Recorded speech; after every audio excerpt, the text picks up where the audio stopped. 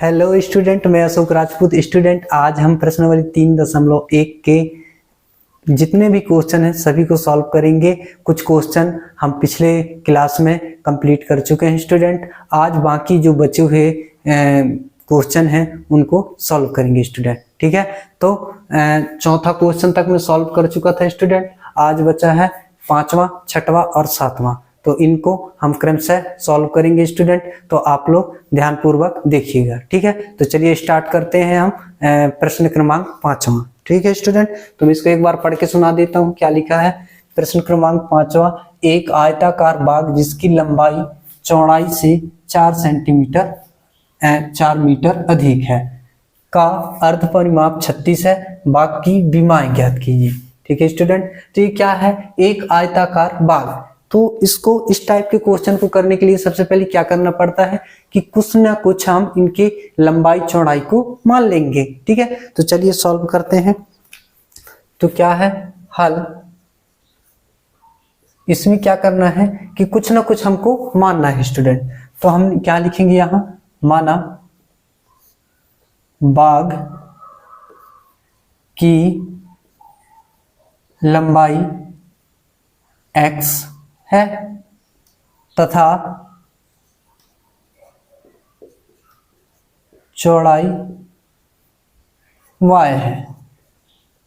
ठीक है स्टूडेंट, तो हमने x और y मान लिए। ठीक है, अब क्या कहता है क्वेश्चन?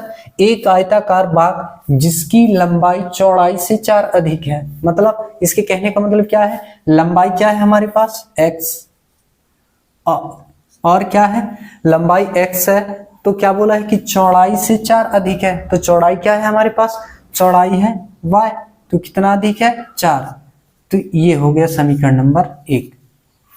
ठीक है स्टूडेंट, तो जैसा क्वेश्चन में हमको बोला है यहां से कि बाग जिसकी लंबाई चौड़ाई से 4 अधिक है, तो हमने माना कि इसकी क्या है? लंबाई क्या था? x, चौड़ाई क्या है? y, तो इससे कितने अधिक है? 4 अधिक है। इसलिए हमने क्या लिखा कि x = y+4। ये बन गया हमारा समीकरण number 1।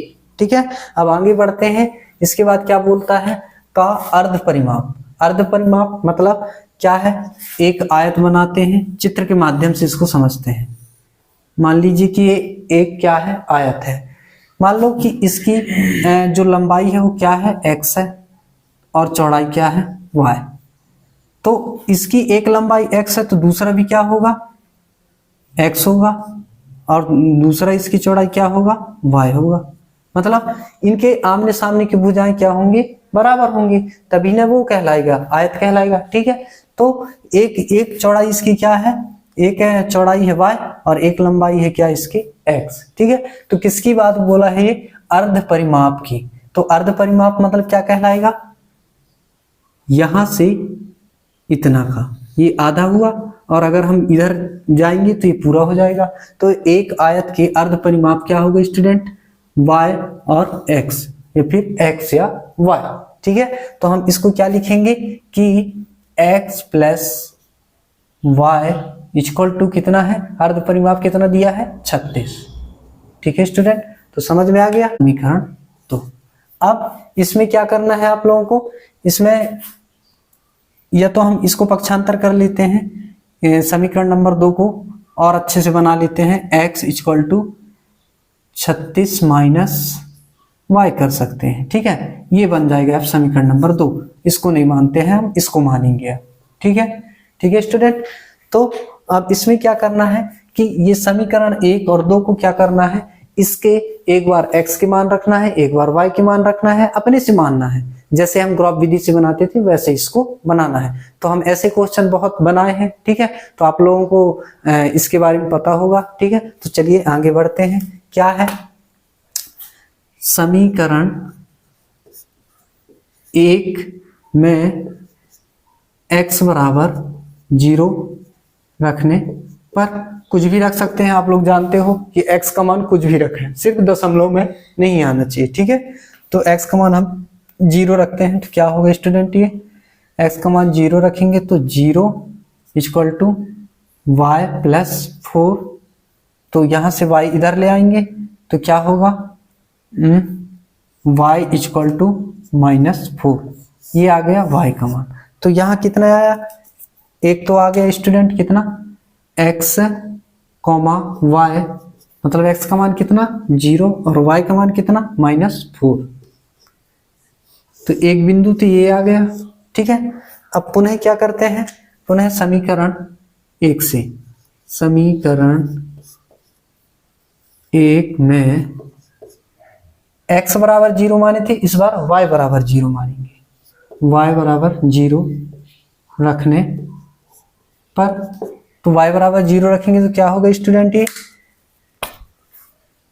x equal to y बराबर 0, मतलब y की जगह पे 0 + 4, तो ये क्या आया x इक्वल टू 4, मतलब क्या है, इसके भी एक और बिंदु क्या आ गया समीकरण नंबर 1 का, x, y equal to x का मान कितना 4 और y का मान कितना 0, तो ये दूसरा बिंदु आ गया हमारा। ठीक है स्टूडेंट, अब चलिए समीकरण नंबर 2 में चलते हैं। ठीक है, तो समीकरण नंबर 2 क्या है,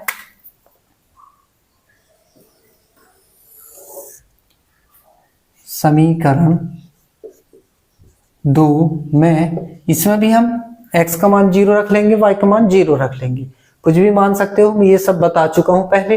ठीक है, तो चलिए x बराबर क्या रखते हैं 0, x बराबर 0 समीकरण नंबर किस में रखना है 2 में, तो क्या है x equal to 36 minus y, x के जगह पे 0 रखेंगे तो क्या हो जाएगा 36 माइनस y, तो इसका मान क्या आ जाएगा स्टूडेंट, फाइनली इधर आ जाएगा y, तो इसका मान आ गया 36, मतलब एक बिंदु और क्या है हमारे पास, एक बिंदु आ गया x का मान x, y equal to x का मान कितना है 0 और y का मान कितना है 36।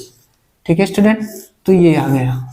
ठीक है, इसके बाद फिर समीकरण 2 में, समीकरण 2 में अब x के बराबर हम 0 रखे हैं, इस बार हमको y का कुछ ना कुछ मान रखना है, तो y का मान रखते हैं, तो y बराबर हम क्या रखते हैं 0 रखेंगे, तो क्या होगा समीकरण नंबर 2 में रखते हैं x equal to 36 minus y, तो x equal to 36 minus y की जगह पे क्या रखेंगे स्टूडेंट 0, तो 0 हो गया, तो x का मान कितना आ गया 36।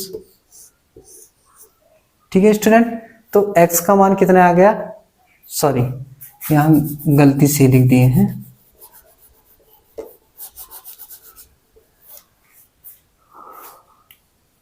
यहां हमारे पास क्या है समीकरण number 2 x equal to 36 minus y, तो इस बार क्या करेंगे y की जगह पे 0 रखेंगे तो x इक्वल टू 36 आएगा, क्योंकि ये क्या हो गया 0 हो गया, पूरा क्या हो गया 0।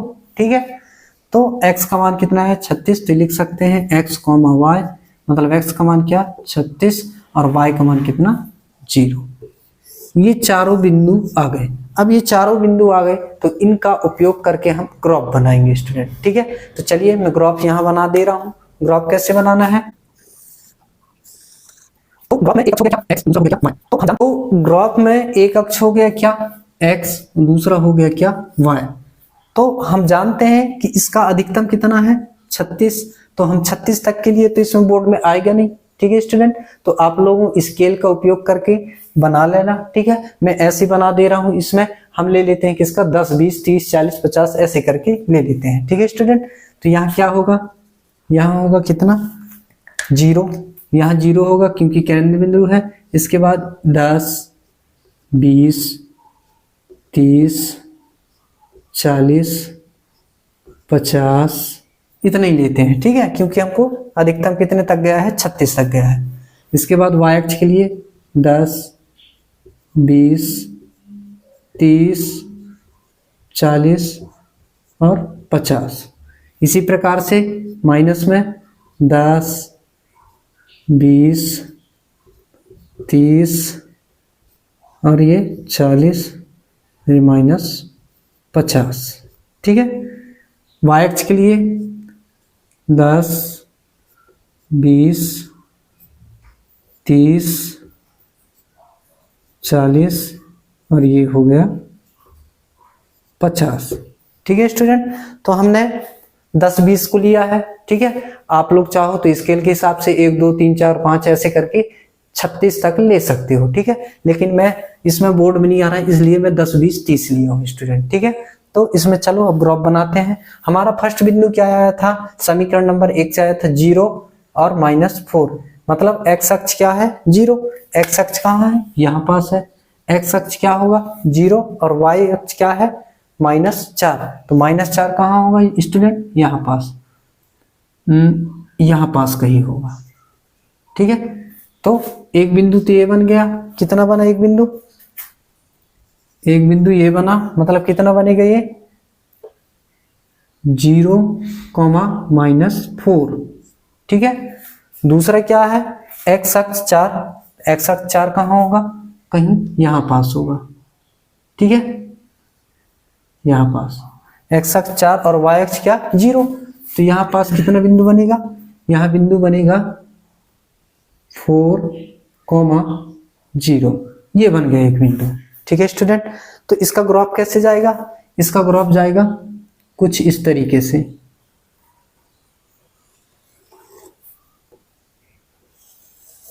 ठीक है। तो इसका समीकरण लिख देते हैं, समीकरण क्या है, x = y + 4, ठीक है स्टूडेंट। तो ये एक ग्राफ बना, ठीक है। अब समीकरण नंबर 2 के बिंदु को देखते हैं। तो समीकरण नंबर 2 के बिंदु क्या है, x 0, मतलब x 0 और y क्या 36, तो y 36 मतलब कहाँ पास होगा, यहाँ पास कहीं होगा, 30 के बाद आता है 36, ठीक है, तो यहाँ पास कहीं होगा, ठीक है स्टूडेंट। इसके बाद दूसरा बिंदु देखते हैं, तो यहाँ लिख देते हैं इसके 0, 36। इसके बाद दूसरा बिंदु क्या है, x अक्ष में 36, मतलब यहाँ कहीं 36 होगा, ठीक है, और y अक्ष में 0, मतलब यहाँ क्या हो जाएगा 36, 0। अब इनको अगर हम मिलाएं स्टूडेंट, तो ये क्या होगा, कुछ ऐसे टाइप का ग्राफ बनेगा, इस टाइप का, ठीक है। तो इसका मतलब क्या हुआ है, अब हमको मेन इसके आंसर पे जाना है, इसकी विमाएं ज्ञात करना है। तो विमाएं मतलब किससे रिलेटेड रहेगा, केंद्र बिंदु से। तो आप लोग जब इसको इसमें ग्राफ पेपर का उपयोग करके स्केल द्वारा बाकायदा नाप के बनाएंगे तो एकदम फिक्स आंसर आएगा। लेकिन मैं इसको अपने हिसाब से बता दे रहा हूं कि इसका आंसर कितना होगा स्टूडेंट, ठीक है। तो यहां से अगर देखोगे इसका, तो एक यहां पास कहीं क्या होगा 16 और x अक्ष में क्या होगा 20, ठीक है। तो इसका बिंदु कितना आएगा, इसका आएगा x अक्ष में कितना आएगा 20 और y अक्ष में कितना आएगा 16। तो ये कहलाएंगे, x का मान ये कहलाएगा और y का मान स्टूडेंट ये कहलाएगा, ठीक है। आप लोग ग्राफ पेपर का उपयोग करना और स्केल का उपयोग करना, तो एकदम फिक्स आंसर आएगा। हालांकि ये हल्का फुल्का डिस्टेंस है, इसमें अंतर है थोड़ा सा, ठीक है, लेकिन आप लोग एकदम परफेक्ट बनाना स्टूडेंट, तो बिल्कुल क्लियर आंसर आएगा, ठीक है। तो इसका एक मान क्या आ गया हमारे पास, x का मान आया, x बराबर कितना, x बराबर 20, जो कि क्या है लंबाई, और y बराबर कितना है स्टूडेंट 16, जो कि क्या है चौड़ाई, ठीक है स्टूडेंट। तो यही होगा क्या, इसके लंबाई और चौड़ाई, इनको बोलते हैं विमाएं, क्या बोलते हैं विमाएं, ठीक है। तो ये होगा आंसर, ठीक है स्टूडेंट। तो मेरे ख्याल से आप लोगों को समझ में आया होगा, ठीक है, काफी सरल है। आप लोग सिर्फ ग्राफ पेपर का उपयोग करना और स्केल का उपयोग करना, तो एकदम परफेक्ट बनेगा। हालांकि मैं इसको ऐसे अंदाज में बना दिया हूं, ठीक है, लेकिन फिर भी मैं आंसर सही आया स्टूडेंट, ठीक है स्टूडेंट। तो चलिए नेक्स्ट क्वेश्चन की ओर बढ़ते हैं, ठीक है स्टूडेंट। तो चलिए स्टूडेंट क्वेश्चन नंबर 6वां की ओर चलते हैं। प्रश्न क्रमांक 6वां क्या है, मैं एक बार पढ़ के सुना दे रहा हूं। एक रेखिक समीकरण 2x + 3y - 8 = 0 दी गई है। तो दो चरों में एक और ऐसी संख्या ऐसी रेखिक समीकरण लिखिए ताकि प्राप्त युग्म का ज्यामितीय निरूपण प्रतिच्छेद करती रेखाएं हों, समांतर रेखाएं हों या समपाती रेखाएं हों।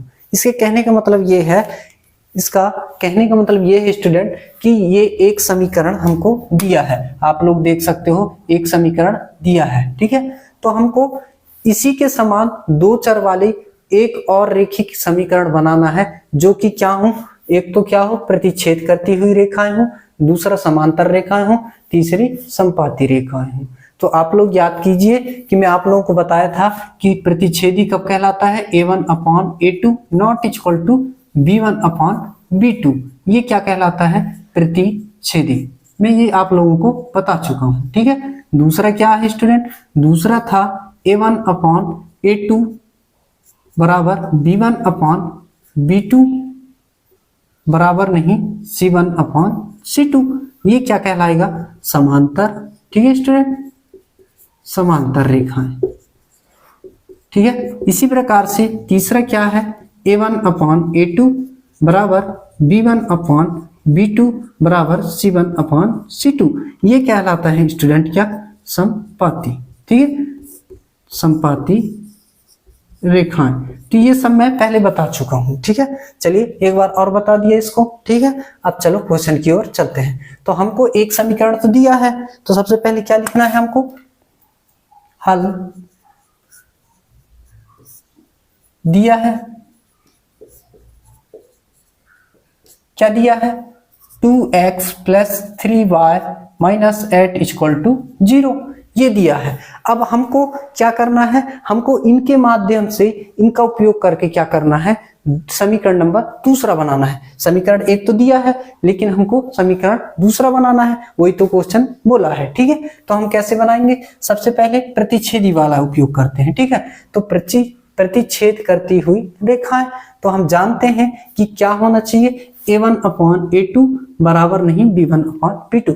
तो आप लोगों को ध्यान क्या रखना है कि ये दोनों आपस में, दोनों का अनुपात बराबर नहीं होना चाहिए। तो हम सीधे क्या लिख सकते हैं, क्या लिख सकते हैं स्टूडेंट, 3x + 4y + 10 = 0। अब क्या, मैं ऐसे क्यों लिखा हूं, क्योंकि ये देखो, इनको ये 2/3 होगा और ये 3/4 होगा। तो ये दोनों आपस में क्या है, बराबर नहीं है। और यदि बराबर नहीं होंगे तो क्या कहलाएगा, प्रतिच्छेदी रेखा कहलाएगा, ठीक है। इसलिए हम इसको ऐसे लिखे हैं। तो चलिए मैं इसको सॉल्व करके दिखा दे रहा हूं। a1 = 2, b1 = 3 और c1 = -8।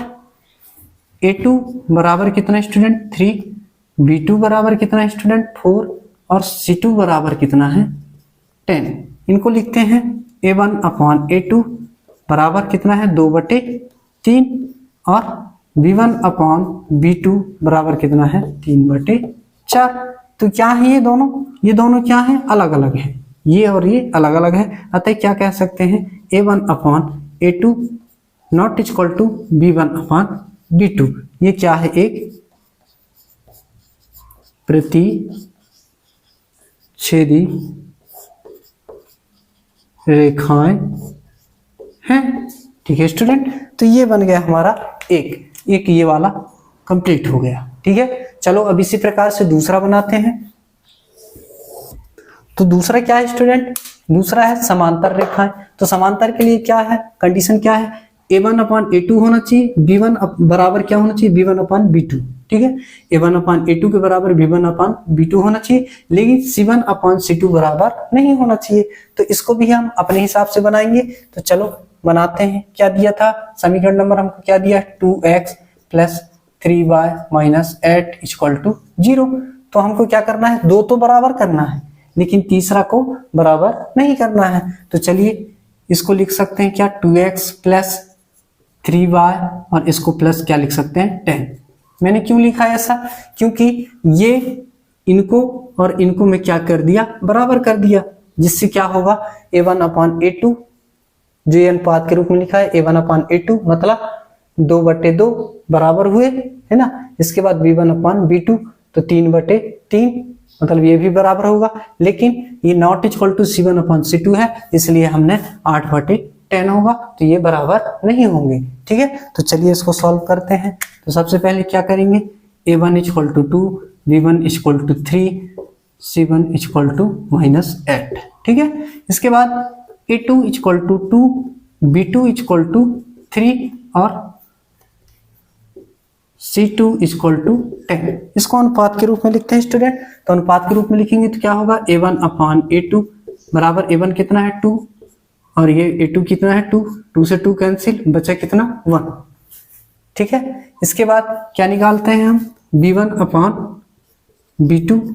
तो B1 कितना है हमारे पास 3 और B2 कितना है 3, 3 से 3 कैंसिल, बचा कितना 1। ठीक है, मतलब कहने का मतलब क्या है कि ये दोनों समान आ गए। जब ये दो समान आ गए तो तीसरा निकालते हैं। तीसरा क्या होता है, C1 अपान C2। तो C1 कितना है हमारे पास -8 और C2 कितना है 10, जो कि क्या नहीं है, बराबर नहीं है। तो हम इसको क्या लिखेंगे, A1 अपान A2 बराबर B1 अपान B2 बराबर नहीं C1 अपान C2। अतः ये क्या है, एक समांतर रेखाएं हैं, समांतर रेखाएं हैं। ठीक है स्टूडेंट, तो इसी प्रकार से तीसरा भी बनेगा। ठीक है, तो अपन लोगों को अनुमान लगाना है कि क्या हो सकता है। मैं नहीं, ये कंडीशन जिनको पता रहेगा वो आराम से बना सकते हैं स्टूडेंट। इसमें क्या था, इसमें हमको दोनों को बराबर नहीं करना था, मतलब हमने अलग अलग मान रखा तो ये बराबर नहीं आया, मतलब क्या बन गया, प्रतिच्छेदी।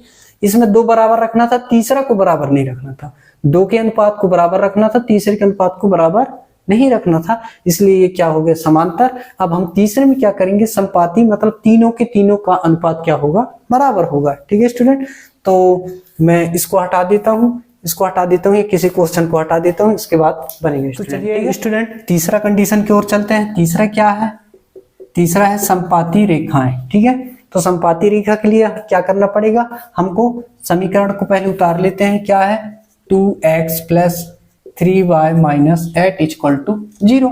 अब हमको क्या करना है, हमको ऐसे इनका चॉइस करना है, क्योंकि हम लोग जानते हैं संपाती का मतलब क्या होता है, A1 अपान A2 बराबर B1 अपान B2 बराबर C1 अपान C2। मतलब ये तीनों का अनुपात क्या होंगे, बराबर होंगे। तो हमको पता है कि तीनों का अनुपात क्या होंगे, बराबर होंगे, मतलब हमको वही मान मानना है। हम चाहें तो क्या मान सकते हैं, इसको 2x मान सकते हैं, प्लस इसको 3y मान सकते हैं, इसको -8 मान सकते हैं, इसको 0 मान सकते हैं। ठीक है, क्योंकि हमको सेम मान चाहिए। ठीक है, तो सेम मान चाहिए तो क्या करते हैं, A1 बराबर कितना है 2, B1 अपान कितना है 3 और C1 बराबर कितना है -8। इसी प्रकार से A2 बराबर 2, B2 बराबर 3 और C2 बराबर कितना है स्टूडेंट -8। अनुपात के रूप में लिखते हैं, तो अनुपात के रूप में लिखेंगे तो क्या होगा, A1 अपान A2 बराबर कितना है 2/2। ठीक है, 2 से 2 कैंसिल 1। इसके बाद B1 अपान B2, B1 कितना है स्टूडेंट हमारे पास 3 और B2 कितना है 3, 3 से 3 कैंसिल, बचा कितना 1। इसी प्रकार से क्या है, C1 अपान C2 बराबर कितना है -8 और -8, माइनस से माइनस कैंसिल, 8 एकम 8। तो मैं क्या कहना चाह रहा हूं कि ये तीनों मान क्या आएंगे, बराबर। यदि तीनों मान बराबर आ रहे हैं, इसके मतलब क्या कहलाएगा, ये कहलाएगा संपाती। तो इसके तीनों मान क्या आए हैं, बराबर आए हैं। A1 अपान A2 बराबर B1 अपान B2 बराबर C1 अपान C2। अतः ये क्या है स्टूडेंट, अतः ये क्या है, एक संपाती रेखाएं हैं, संपाती रेखाएं हैं। तो काफी सरल क्वेश्चन थे। ठीक है, हमने सिर्फ कुछ नहीं किया है, उसका उपयोग करके, कंडीशन का उपयोग करके सभी सवाल को सॉल्व किए हैं स्टूडेंट। ठीक है, तो मेरे ख्याल से आप लोगों को समझ में आया होगा स्टूडेंट। ठीक है, तो चलिए अब नेक्स्ट क्वेश्चन की ओर चलते हैं। प्रश्न क्रमांक 7वां इस प्रश्नावली की ये अंतिम क्वेश्चन है। ठीक है, तो इसको ध्यान पूर्वक समझना, इसके बाद इस प्रश्नावली खत्म हो जाएगा स्टूडेंट। ठीक है, तो चलिए मैं ये अंतिम क्वेश्चन को बता देता हूँ। ठीक है, तो क्या है प्रश्न क्रमांक 7वां, समीकरण x - y + 1 = 0 और 3x + 2y - 12 = 0 का ग्राफ खींचिए। वही करना है हमको जैसे करते आ रहे हैं, ग्राफ खींचना है। ठीक है, तो ग्राफ खींचिए तथा x अक्ष और इन रेखाओं से बने त्रिभुज के शीर्षों के निर्देशांक ज्ञात कीजिए। ठीक है, तो मैं 2 बार त्रिभुज लिख दिया हूं, हालांकि आप लोग एडजस्ट कर लेना। ठीक है, तो मैं 2 बार त्रिभुज लिख दिया हूं, तो एक बार को आप लोग हटा देना। ठीक है, तो शीर्षों के निर्देशांक ज्ञात करना है। तो मतलब उस ग्राफ में जो एक त्रिभुज बनेगा उसको हमको दर्शाना है और उसकी निर्देशांक बताना है। ठीक है स्टूडेंट, तो चलिए सॉल्व करते हैं। हल दिया है, लिख लेते हैं। सबसे पहले दिया है, क्या दिया है हमको, x minus Y plus 1 equal to 0, समीकरण नंबर 1। दूसरा क्या है, 3x plus 2y minus 12 equal to 0, ये है समीकरण नंबर 2। हमने समीकरण 1 और 2 को लिख लिया है स्टूडेंट। ठीक है, अब इसको क्या करेंगे, जैसा करते आ रहे हैं वैसे ही करना है। ठीक है, तो समीकरण 1 को लेके चलेंगे। सबसे पहले समीकरण 1 में जिस प्रकार से अभी पुराने क्वेश्चन को किए हैं उसी प्रकार से करना है। x बराबर क्या रखने पर, 0 रखने पर। ठीक है, रखने पर। ठीक है, तो क्या है समीकरण नंबर 1, समीकरण नंबर 1 है स्टूडेंट हमारे पास x minus Y plus 1 equal to 0। x के जगह पे क्या रखेंगे, 0, तो यह हो जाएगा y प्लस 1 इक्वल टू 0। यहां से क्या होगा, y पक्षांतर करेंगे तो y इक्वल टू मान क्या आएगा स्टूडेंट हमारे पास, -1। ठीक है, तो ये आया हमारे पास -1। ठीक है, तो इसके निर्देशांक कितना हो गया हमारे पास, x, y, तो x का कितना है 0 और y का कितना है -1, तो ये आ गया एक बिंदु। ठीक है, दूसरे बिंदु की ओर चलते हैं। पुनः लिखेंगे समीकरण 1 में y बराबर 0 रखने पर x का मान रख दिए 0, अब y का मान 0 रखते हैं। ठीक है, तो y का मान जब 0 रखेंगे तो क्या होगा, x माइनस y की जगह में 0 हो जाएगा और कितना है +1 इक्वल टू 0। ठीक है, तो x माइनस 1 इक्वल टू 0 होगा स्टूडेंट। इसके बाद यहां से 1 उधर जाएगा, पक्षांतर होगा, तो पक्षांतर होगा तो कितना हो जाएगा, x इक्वल टू 1। मतलब इसके बिंदु कितने आए, x, y equal to, x का मान हमारे पास कितना आया 1 और y का मान कितना है स्टूडेंट 0, एक बिंदु ये आ गया। ठीक है, अब इसी प्रकार से हम समीकरण नंबर 2 को करते हैं। तो समीकरण 2 क्या है स्टूडेंट, समीकरण 2 क्या है, 3x plus 2y minus 12 equal to 0। तो यहाँ क्या करना है, यहाँ भी वही समीकरण 2 में x बराबर एक बार 0 रखना है, तो ये हो जाएगा 3 into 0 plus 2y minus 12 equal to 0। तो ये तो पूरा 0 हो गया, मतलब बचा कितना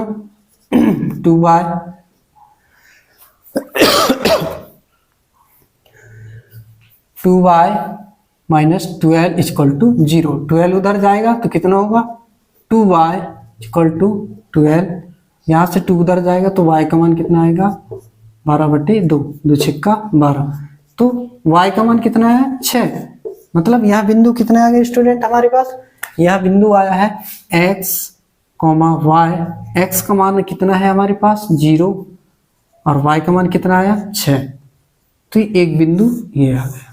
ठीक है, इसी प्रकार से हम दूसरा बिंदु निकालेंगे, तो लिखेंगे समीकरण 2 में y बराबर 0 रखने पर। कहने का मतलब है कि एक बार x बराबर 0 रखना है, एक बार y बराबर 0 रखना है। ये सब आप लोगों को पिछले क्वेश्चन में अच्छे से पढ़ा चुका हूँ। ठीक है, आप लोगों के समझ में आ रहे होंगे। ठीक है, इसलिए मैं थोड़ा जल्दी जल्दी कर रहा हूँ स्टूडेंट। ठीक है, तो चलिए आगे बढ़ते हैं। क्या है, इस बार y बराबर 0 रखते हैं, किसमें, समीकरण नंबर 2 में। तो यह है कितना, यह है 3x plus 2 into 0 minus 12 equal to 0। तो ये पूरा क्या हो गया 0, बचा कितना 3x माइनस 12 इक्वल टू 0।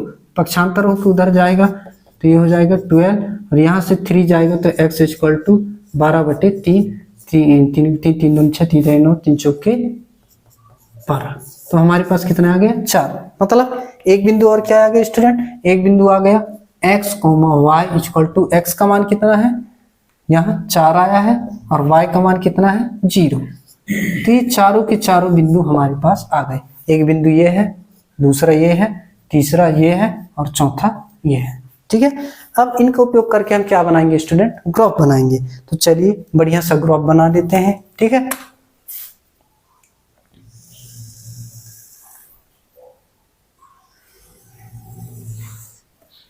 ये होगा हमारा x अक्ष, ये होगा y अक्ष। काफी बार बनाए हैं, ठीक है, आप लोगों को पता है सब कुछ है ना। तो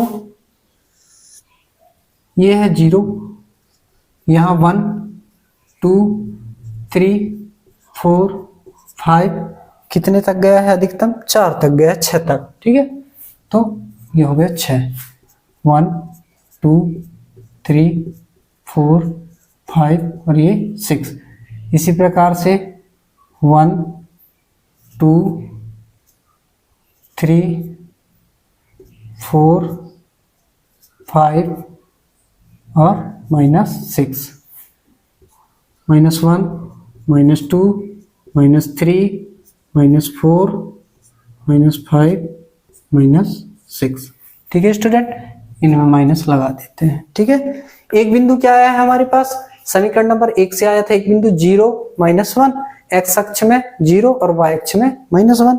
ठीक है, तो x अक्ष में 0 कहाँ, ये, और y अक्ष में -1, तो -1 कहाँ है, ये। ठीक है स्टूडेंट, तो एक बिंदु हमारे पास क्या बना 0, -1। ठीक है, अब दूसरे की ओर चलते हैं, x अक्ष में 1 और y अक्ष में 0। तो x अक्ष में 1 कहाँ है स्टूडेंट, x अक्ष में 1 ये यहाँ है और y अक्ष में 0 मतलब यहाँ, मतलब एक बिंदु कहाँ बनेगा, यहाँ 1, 0। तो ग्राफ कैसा बनेगा, ग्राफ बनेगा स्टूडेंट यहां से, देखिए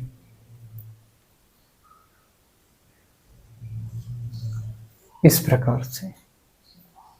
कौन से समीकरण का है, समीकरण number x minus Y plus 1 बराबर 0, ये वाले समीकरण का है। ठीक है, चलिए दूसरे बिंदु की ओर चलते हैं। तो दूसरे बिंदु क्या आया है हमारे पास, x बराबर 0 और y बराबर 6। तो x अक्ष में 0 यहाँ है और y अक्ष में कितना 6, तो y अक्ष में 6 कहाँ है स्टूडेंट, ये, मतलब एक बिंदु कहाँ बना, इस पर 0, 6। दूसरा बिंदु क्या आया है, x अक्ष में 4, x अक्ष में 4 कहाँ है स्टूडेंट, ये है, और y अक्ष में 0 मतलब यहाँ। तो एक बिंदु यहाँ बना कितना 4, 0। अब इसका ग्राफ कैसे बनेगा, तो इसका ग्राफ बनेगा ऐसा,